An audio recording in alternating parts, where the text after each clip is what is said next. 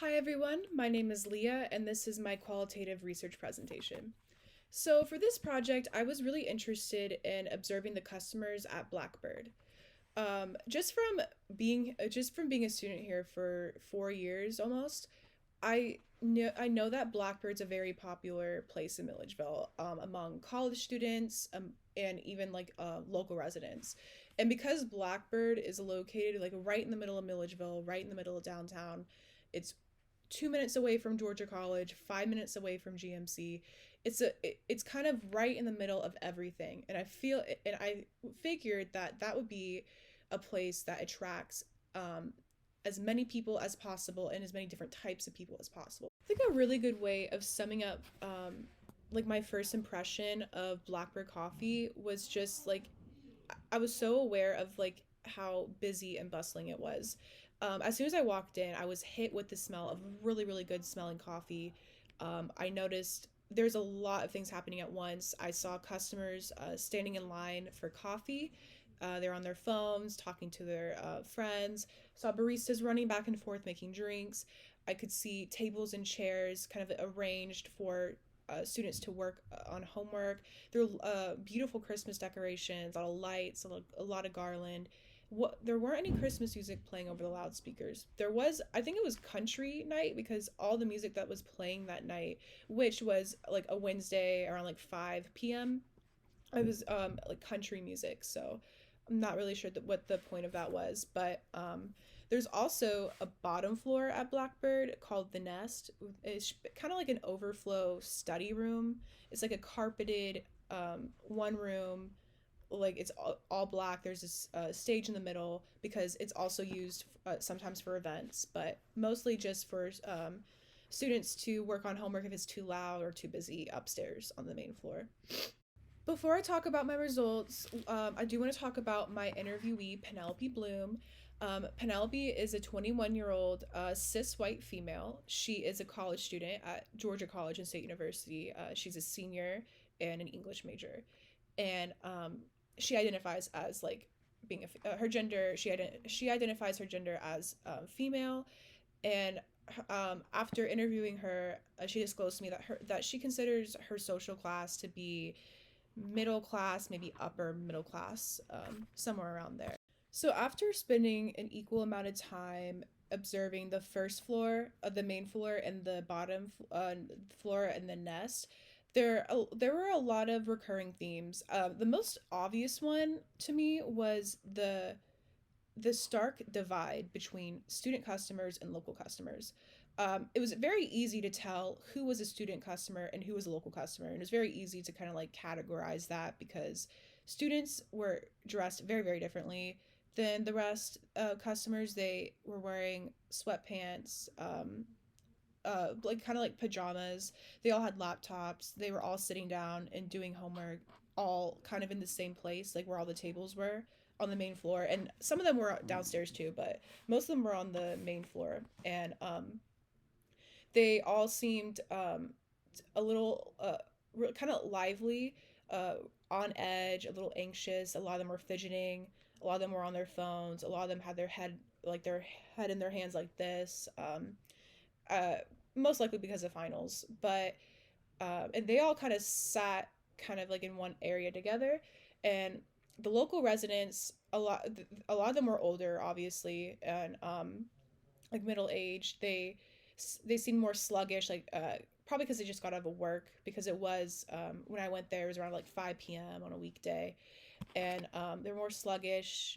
They uh, tend to come alone or with a partner, where the college students were like with people. So it was easy to tell who was who. But I think it was interesting because there seemed to be like an unspoken like boundary um, between the students, like where the students were and like the local residents. The local residents seemed to like actively avoid sitting near the students.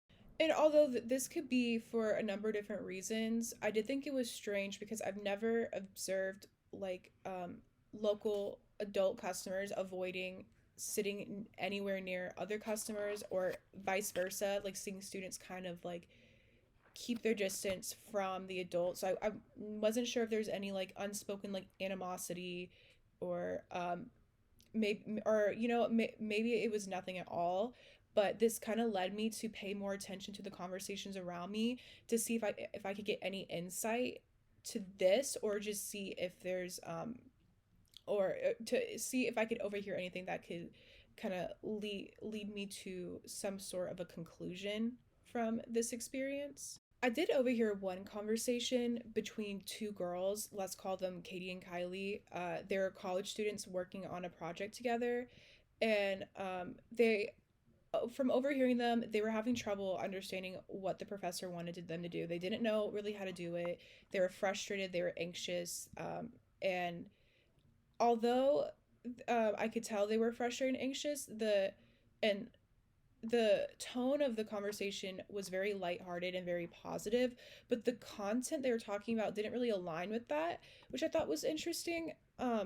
Some like examples that they have said is quote, I don't really want to drop out, but at the same time I do. And another girl, I think this was Kylie, she said, I'm very grateful to go to school and get a college education, but I kind of don't want to. um, Katie said, I don't want to, but at the same time I'm kind of at the point where I want to drop out. And so while they were saying those things, they were joking and laughing about it. And so it kind of led me to think, how common is this among college students? Like, how much truth it is there to these statements? Like, is it common for college students to hate being in college, or is this just a one-time thing? So that is where I kind of guided my interview with Penelope. Penelope kind of provided me with some insight, saying that um, although she doesn't really enjoy the day to day life of being in college, she doesn't regret her decision because it allows her to do what she wants to do when she graduates. But I did ask like how, or like if she jokes about dropping out, or like her attitudes about it, and she said yes, she vents about classes, or yet and yes, she's joked about dropping out, and she even almost dropped out because like mental health issues at one point. But I think it was interesting because she said that it made her feel validated when she was like joking about hating a class or a professor, or uh, joking about dropping out. Like, it made her feel grounded. It made her feel better about everything, and it made her feel like she wasn't the only one going through this. And it was interesting because when I was observing the two girls, it seemed like they were almost bonding in a way. Like, their body language, they were kind of, and they were friends, but they were like kind of slowly like getting sitting closer and closer together. They're laughing, talking about things other than school, and talking about common interest. And after observing them for 45, I think it was 45 minutes, when I first started observing them, they weren't as comfortable. They were not seated as close to each other, and they weren't joking as much. But as they started venting and using dark humor, like dropping out of college, they slowly started to feel more comfortable around each other. They were sitting closer to each other. They were laughing more. And because of this, it led me to wonder if this is a common occurrence with college students, if this is normal. So I wanted to frame my interview with Penelope around this theme. After interviewing Penelope and really tuning in on the girls, Katie and Kylie, in front of me, I was able to draw a conclusion. So from my findings, I'm able to conclude that college students, when under stress, especially like with class assignments and just academic stress, they are more likely to use coping mechanisms like a dark humor, or like joking about dropping out, or venting about their frustrations to their friends, in order to not only reduce that anxiety and stress, but to build a better connections with the people that they're around, and to get closer to them and kind of gain some solidarity with them.